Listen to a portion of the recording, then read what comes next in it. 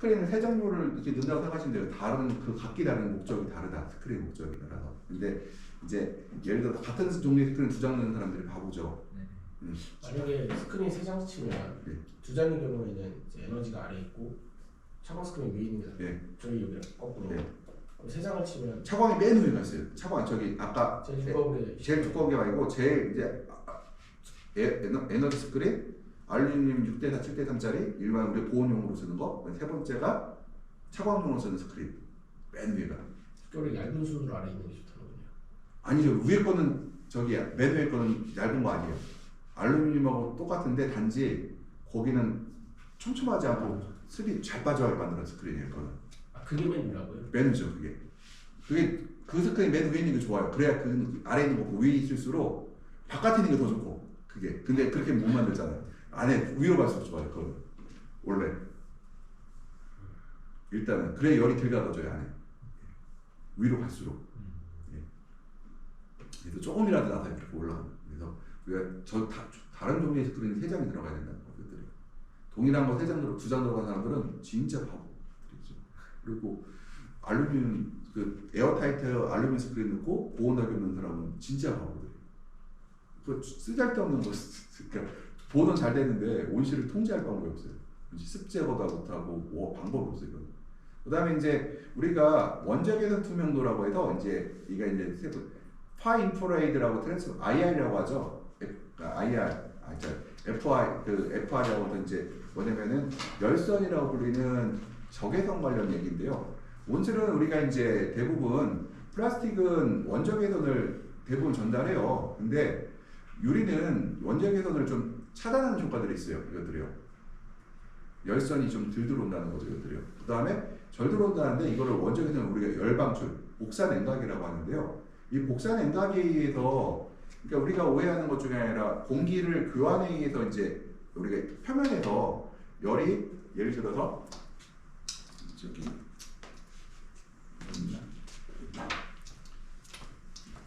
유리병면이 이렇게 있잖아요. 유리나 비닐병면이 있는데 공기가 이렇게 가서 열을 뺏기고 이렇게 가서 뺏기는 게 이거 바깥이에요. 바깥에 아웃 인 그러면은 열이 이렇게 전달돼서 유리표면이나 비닐표면을 통과하고 여기서 열이 전달되고 다시 이렇게 뺏기는 게 있는데 요것도 있지만 그게 아니라 이 안에서 열이 있고 이게 뜨거운 사물체예요. 여기서 바깥을 향해서 적외선으로 나가는 게 있어요. 요게 30% 정도가 이렇게 빠져나가요. 그러면은 일반적으로 우리가 유리보다 비닐이 이 IR 통과율이 IR 그러니까 흔히 말해서 적외선이 바깥으로 나가는 비율이 더 높다고 해요. 이것들이요. 그래서 실제로 비닐 온실이 어떤 분들이 비닐 온실이 유리 온실보다 보온력이 좋다라고 얘기를 하는데 그렇지 않다. 그래서 이걸 보게 되면 그러니까 흔히 말해서 그 우리가 교환 또 뭐라고 하죠? 그 전도에 의해서 그런 건 그럴 수도 있어요. 근데 우리가 말하는 이제 여기서 말하는 열방 그 복사 냉각의 효과는 유리보다 비닐이 더 잘 열이 빠져나간다는 거예요. 그래서 이제 열교환이 그러니까 총 열교환이 30% 우리가 말해도 요 그 적외선이 빠져나가는 것이 총 열이 빠져나가는 거에서 33%를 차지하거든요. 그래서 높은 적외선 투명도는 작물의 높은 에너지 손실을 일으키고요. 이거는 식물 공기 온도랑 상관없어요. 식물체 지온을 보다 빨리 떨어뜨리는 거예요. 그렇게 되면은 식물이 온도가 떨어짐에 따라서 식물 표면에 결로가 생긴 위험이 올라간다. 그렇다는 얘기는 곰팡이병이 발생할 확률이 올라간다는 얘기와 일치한다는 것들이요. 식물 상부에 이제 칼슘 공급 부족을 일으킨다는 거죠. 근데 이거는 내가 플라스틱 온실이면은 이런 걸 꼭 감내해야 되느냐? 그렇지 않다는 거죠. 그럼 뭐 하면 될 거예요, 안에? 알루미늄 스크린을 설치해서 바깥으로 열이 반출되는 것을 막아주면 돼요, 이것들. 물론 유리를 하게 되면은 2번 차단되니까 더 좋긴 하겠지만 우리가 안에 보온자격 그 알루미늄 커튼을 설치하게 되면은 알루미늄에서 바깥으로 빠져나오게 막아줄 수가 있다는 것들이고 그러면은 이게 이제 적외선이 빠져나가면 어떤 문제가 되느냐? 칼슘이라든가 일단 결로가 생겨서 곰팡이 위험도 있지만요, 생장점에 칼슘 결핍을 일으키고 생장점이 약해지는 현상들이 발생을 해요. 이 열복사, 이거 흔히 말해서 우리가 복사열 냉각 효과에 의해서 굉장히 식물체의 생장점에 나쁜 영향을 주거든요. 그래서 우리가 보다 이것 때문에 커튼을 더 어떻게 쓴다? 적극적으로 쓴다. 아침에 늦게 열고 저녁에 일찍 닫고 이 열복사 현실을 막으려고 하는 거고요. 따라서 플라스틱 피복이 유리 피복보다 그 복사열 양각이 더 취약하고요. 플라스틱 피복은 그러니까 투명 플라스틱 피복제를 유리 수주로 우리가 그 투명도를 감소시키는 방법이 있는데 혈내 쪽에 무적재를 처리하면 된다는 거예요. 무적재가 이 무슨 의미냐면은 우리가 이제 온실을 보면은 그 비닐에 물이 묻는데 물이 묻을 때 비닐에서는 방울로 묻으면 안 돼요. 우리가 그 워터 필름이라서 필름처럼 넓게 물이 이렇게 돼 있어야 되는 거예요. 물이 방울방울 찌면 안 되고 넓게 퍼져야 된다는 얘기예요. 그러니까 무적재 처리가 돼야 되는데 이제 비닐들은 플라스틱들은 일반적으로 볼 때 어떤 문제들이 있냐면은 훨씬 그 아무리 무적재 처리를 한다 하더라도 시간이 지남에 따라서 무적재가 어떤 경우는 6개월, 어떤 경우는 빠르면 6개월까지도 끝나버려요. 어떤 경우는 1년 정도, 끼케 1, 2년 정도 사라지거든요. 피오필름 같은 경우도 3년 정도 지나면 벌써 그 무적 기능이 떨어지기 시작해요. 경우에 따라서는 더 일찍 시작할 수도 있고요.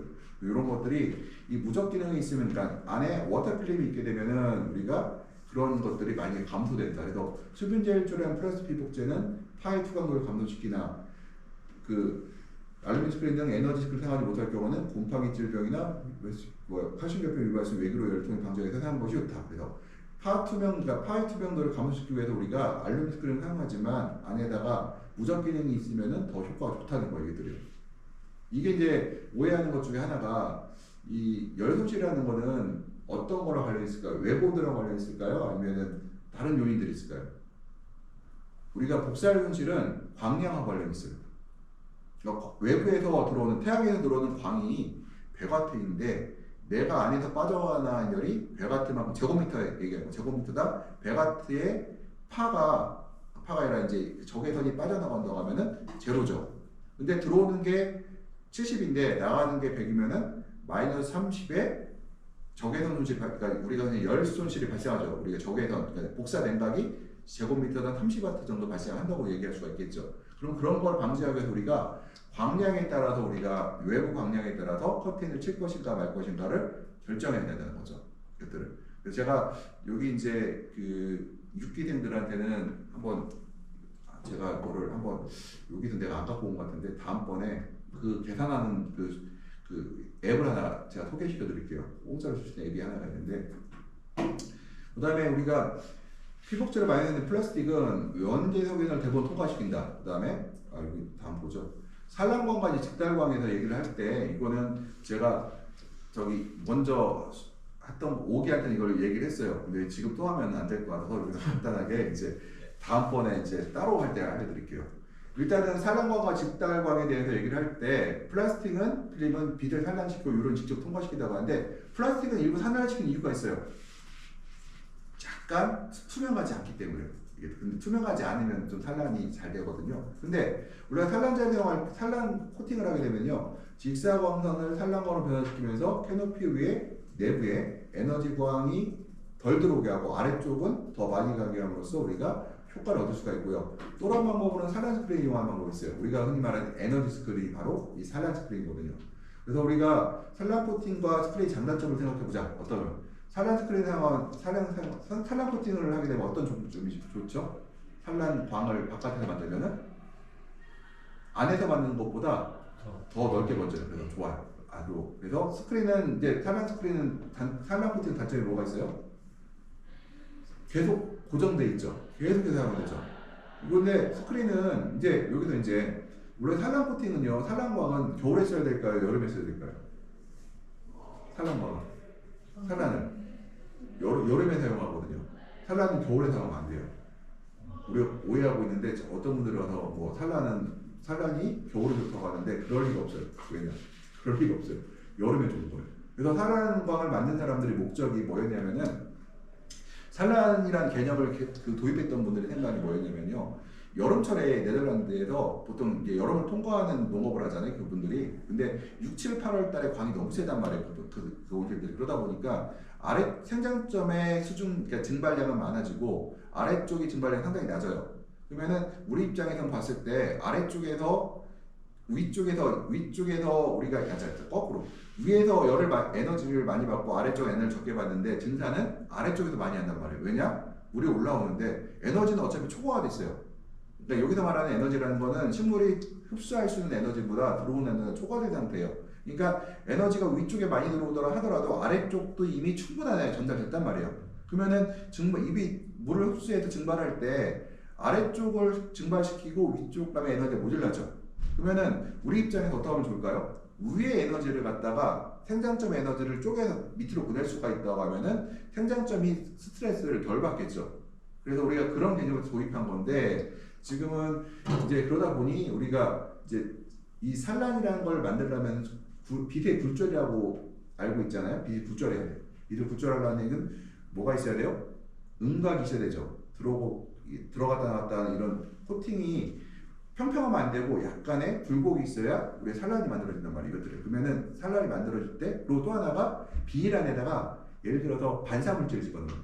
예를 들어서 뭐 알루미늄 가루라든가 금속사를 집어넣을 때는 어떻게 될까요? 그 안에서 산란이 그러니까 반사가 일어나겠죠. 그러면은 어떻게 돼요? 반사가 안으로만 반사도 그쪽도 되지만 바깥으로 나가는 광도 있을 거 아니에요. 그러니까 모든 반사라는 거는 굴절이라는 거는 안쪽으로 들어오는 굴절도 있지만 바깥으로 나가는 굴절도 있단 말이에요. 그러면은 바깥으로 나가는 굴절만큼 우리가 광에너지 톤치를 발생하겠죠. 그래서 보게 되면은 산란광이나 산란제나 산란 코팅을 하거나 산란 스크린을 하면은 파의 총량이 5% 정도 우리가 보통 총량이 줄어든대요. 근데 제가 이거 자료를 찾아보니까 5% 정도가 감소된다는 보고들이 있어요. 5%가. 근데 이 얘기는 이제 캐노피를 통해서 캐노피를 이제 통과하면 생장점 같은 경우에 균이나 에너지 분포로 생산량을 증가한다고 하는데 이 얘기는 뭐냐면은 이제 간광기 때 얘기를 하는 거고 5% 줄인다는 얘기 볼게요. 약광기 때 5%를 줄인다는 얘기는 우리가 사람으로 치면 칼로리가 줄었다니 겨울에는 우리가 얘기를 할 때 칼로리 사람이 내가 2,400칼로리를 먹어야 된다고 치면요 항상 에너지가 그거의 반밖에 안 들어오는 상황이에요. 1200, 1300밖에 안 들어오는 얘기라면 지금 절대광량이 그런 상황에서 우리가 목표라는 건 뭐예요? 1300이라고 하면은 정크푸드라고 해도 칼로리를 2000 이상을 채우는 게 목적이 되겠죠. 그러면은 우리가 질이 중요한 게 아니잖아요. 그때는요. 질이 중요한 게 아니라 칼로리의 절대량이 중요한 상황이란 말이에요. 그때는. 근데 우리나라 겨울철에는 절대광에 우리가 필요한 1600줄의 반도 안 되는 광이 들어오는 상황에서 그나마 들어오는 광을 5% 이상을 날려버린다고 하면은 그게 과연 이익일까? 어차피 우리가 광이 안 들어오니까 우리가 뭘 해요? 우리가 아랫잎을 다 따버리잖아요. 어차피 밑에 고기 안 들어오니까 이파리를 보통 여기 김제같이 좋은 온실에서도 측고 6.5m짜리 좋은 온실에서도 불구하고 우리가 이파리를 10장 내로 토마토 10장 내로 가요. 오이도 이파리 다 훑어버려요. 다. 왜냐면 밑에 광이 들어오질 않고 들어오더라도 그 광 자체가 우리가 식물체를 키울 만큼 광이 안 들어오니까 다 잘라버린 상태가 된단 말이에요. 그러면 어차피 생장점 주변에 6잎에서 7잎 정도만 광을 받는단 말이에요. 어째 상황이. 그러면 그리고 우리가 굳이 산란이라는 거는 아래쪽에 광을 공급하라는 거잖아요. 그 의미가 없다는 얘기죠. 이것들이요. 그래서 혹시라도 우리가 파에 대해서 얘기를 할 때 산란에서 얘기를 할 때 겨울철에 쓴다는 우리가 그걸 좀 생각을 좀 바꿔야겠다. 우리가 겨울에 필요한 거는 광의 질이 중요한 게 아니라 광의 절대량이 부족한 상태라 파가 우리가 산란시키면 광의 질이 좋아진 건 맞아요. 그렇지만 광의 질이 좋다 하더라도 절대 양이 모자란 상태에서는 질보다는 양이 더 중요하기 때문에 그렇다 할 수가 있고요. 일단 수직운동법은 꽃의 발달과 개화 속도, 과일 숙성에 영향을 주는데 이게 어떤 문제가 있냐면은 그 빛이 아래쪽에 도달하지 않게 되면 과일의 온도가 올라가지 않겠죠. 그럼 과일의 숙성에 늦게 숙성될 확률이 높아요. 이것들이요. 일단 그래서 산란이 좋다 이런 얘기도 하는데 그것도 생각을 해봐야 되죠. 똑같은 얘기를 하게 되죠. 어차피 약광기의 잎을 다 훑는데 우리가 굳이 그렇게 가질 필요가 있을까요? 그 다음에 산란광 오실래 적분을 증가시키는 건 이게 전체 밑에 아래 위아래 다 골고루 준다는 얘기고요. 산란광 효과를 초대하려면은 온도, 기공개폐, 작물의 수직 높이별 증산에 대한 데이터가 필요하고 산란광 효용을 고려한 작업과 환경관리 필요하다고 되어 있습니다. 근데 이 기공개파나 작물 수직 높이별 증산에 대한 데이터는 우리가 뭘 갖고 할 수 있냐면은 IR 온도계 갖고 측정하면 돼요. 우리가 비접촉 온도계 있잖아요. 요거 갖다가 여본을 측정하고 공기 온도를 측정하게 되면은 우리가 만약에 여본과 공기 온차가 작게 나타난다는 얘기는 거의 증산을 지금 안 하고 있다는 얘기들이. 그럼 그거는 사실은 근데 내가 산란을 썼더니 온도차가 좀 나기 시작했어. 그러면은 효과가 있다는 얘기죠. 그것들이. 근데 겨울철에는 별로 효과가 없어요. 산란 써봐요. 오히려. 그다음에 이제 유리 파 투명, 그러니까 파에 대한 투명도는 보면은 우리가 유리 온실의 천장에서는 약 10%의 빛 반사가 일어난다. 그럼 빛 반사라는 건 뭐예요? 우리가 눈에, 그러니까 유리 안에 유리가 내 얼굴을 비추고 있으면은 그만큼의 빛 반사가 일어난다는 얘기예요. 10% 정도 이게 10%의 손실이 발생하는 거죠. 여기서 특히 태양보다 낮은 겨울철에는 더 심해요. 이것들이요. 이게 태양 각도가 유리하고 태양광하고 직각으로 일어나 들어오는데 우리가 온실을 갖다가 겨울철을 기준으로 했을 때 각도를 넓게 놓으면 이렇게 이게 뭐야? 우리가 계속 바뀌잖아. 하지가 있고 동지가 있잖아요. 우리 하지의 기준을 맞추게 되면 또 문제가 생기거든요. 다른 시기에 문제가 생기는데 이걸 우리가 대략으로 맞춰놓는단 말이에요. 그러다 보니까 시기에 따라서 이걸 각도를 조절할 수 없으니 우리가 이 얘기가 나오는 거예요. 그래서 각도가 커질수록 어떻게 된다? 반사가 더 심해진다는 거죠. 그러니까 겨울철에 온실 내부로 들어오는 광은 더 작을 수밖에 없어요. 그러니까 실제로 바깥 외부에서 측정되는 광량보다 내부에 들어오는 광이 더 작을 수도 있어요. 그래서 그다음에 반사 반지 코팅 같은 경우 우리가 AR 코팅이라고 이제 얘기를 했잖아요. 안티 리플렉션 코팅이라고 AR 코팅이라고 하는데 빛반사 방지 코팅제는 우리가 더 많은 이걸 사용하게 되면은 일단은 사람이 유리에 보이지 않겠죠. 빛이 반사가 덜 되기 때문에.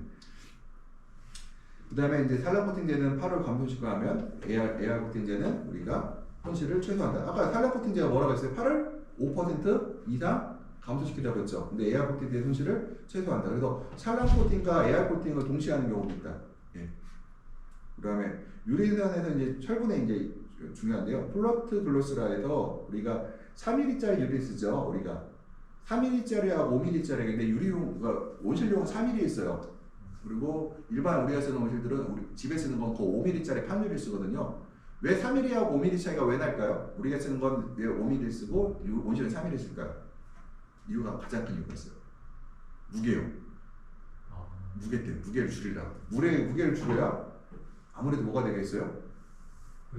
골조가 작게 들어가겠죠. 그러니까 우리가 결국은 5mm가 되면 보온력은 뛰어나고 좋을 텐데 이제 그런 골조의 무게들 때문에 우리가 얇을 것이라는 것들. 그다음 광 추가율도 문제가 있고요. 그다음에 우리가 전토 저철분 유리 같은 경우는 가장 투명도가 높고 자외선 투과를 증가시킨다고 하는데 우리가 현재 사용되는 유리들은 대부분 현재 옛날에 지은 온실은 일반 유리를 사용했는데 최근에 사용되는 온실들은 여기 같은 경우는 아마 저철분 유리가 사용됐을 거예요. 아마 저철분. 왜냐면은 이게 가격은 좀 비싼데 훨씬 더 투명도가 높은 유리거든요. 이것들이요. 그러니까 저철분 유리가 한 광투가율이 95% 나온다고 하면은 일반 유리는 92, 3% 나와요. 물론 2, 3% 차이가 대단하냐 할 텐데 2, 3% 차이가 대단하죠. 2, 3%가. 2, 3%면은 우리가 보강의 효과와 거의 맞먹는 효과가 나타나거든요. 그다음에 우리가 AR 코팅과 저철분 유리를 사용하게 되면은 90% 이상의 파투 가능성이 가능하다. 이제 95%가 나온다는 거예요. 그래서 우리가 이렇다는 얘기고 이게 이제 우리가 이제 이거예요. 아까 워터필름이라는 게 뭐냐? 왼쪽과 오른쪽가 있죠. 그래서 보면은 플라스틱 필름의 파투 명도 같은 경우는 종류에 따라 플라스틱 종류에 따라 차이가 많이 나잖아요. 그래서 PEA보다 유리가 훨씬 투과율이 높은데 이제 불수는 좀 더 높아요. 투명도가 파에 대한 투명도가 일단은. 근데 수분제나 무적재를 트리한 거는 예를 들어서 이렇게 해서 워터필름이 발생하게 되면요. 이렇게 해서 워터 발생하게 되면은 보면 그러니까 A 요쪽 이제 A하고 B가 있는데 그것도 레프트 그러니까 이 드롭이 생긴 놈보다 저기 뭐라고 하죠? 워터필름이 생긴 코티니어스 워터필름이니까 얇게 퍼진 것들이 훨씬 파나 적외선 통과에서 훨씬 더 뛰어나다는 거죠, 이것들이. 그러니까 투과율이 달라진다, 크게 달라진다. 그래서 파의 투과율은 높아지고 흔히 말하죠, 적외선 투과율은 떨어진다는 거예요. 우리가 원하는 거죠? 원하죠. 그거를. 적외선 투과율이 떨어지게 뭐가 되느냐? 우리가 한낮에는 겨울에도 따뜻해요. 적외선이 많이 들어올 필요가 없어요. 근데 문제는 적외선이 반대로 얘기하면 뭐예요? 밤에는 안에서 바깥으로 나가죠. 그거는 우리가 적외선 투과율이 떨어진다는 얘기는 뭐예요? 보온력이 뛰어나다라는 얘기가 일찍을 해요. 그래서 가끔 이제 어떤 분 그런 사람들이 이제 실제 농민들 생각은 유리가 비닐보다 차가우니까 사람들 생각에는 유리가 훨씬 더 에너지 효율이 떨어질 거야 얘기를 할 텐데 그거 아니라는 거예요. 우리가 적외선의 개념에서 봤을 때 열 손실, 그러니까 복사열 냉각 효과는 비닐이 플라스틱이 우리